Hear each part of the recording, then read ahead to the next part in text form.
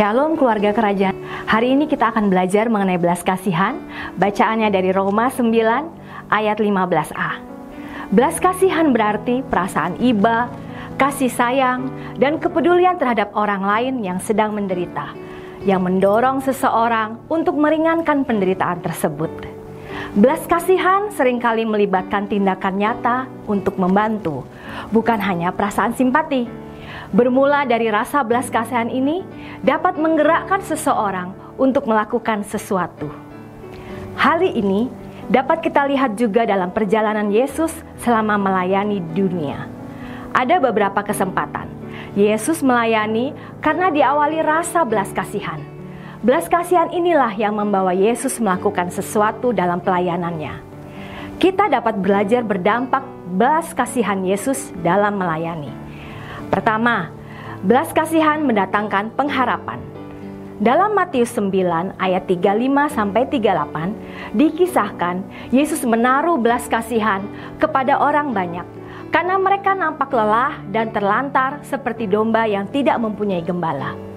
Sekarang kita memiliki pengharapan karena Yesus menjadi gembala agung, supaya tidak ada lagi di antara kita menjadi lelah dan terlantar, karena kita digembalakan oleh Sang Gembala Agung kita.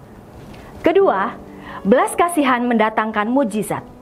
Dalam Matius 20 ayat 29-34 dikisahkan Yesus memulihkan penglihatan 2 orang buta. Mujizat ini terjadi diawali dari hati Yesus yang digerakkan oleh belas kasihan.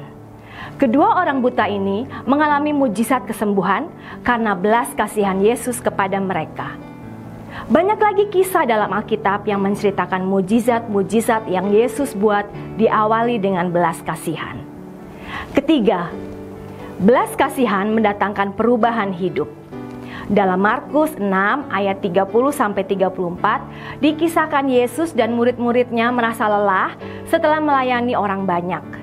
Namun ketika mereka akan beristirahat, orang banyak mencari Yesus karena belas kasihan. Yesus mengesampingkan rasa lelahnya dan kembali mengajar orang banyak. Sehingga lewat pengajaran dan kebenaran yang ia sampaikan, banyak hidup diubahkan. Belas kasihan membawa Yesus melayani dengan penuh kuasa. Mari teladani Yesus dengan melayani yang didasari belas kasihan, sehingga pelayanan kita berdampak.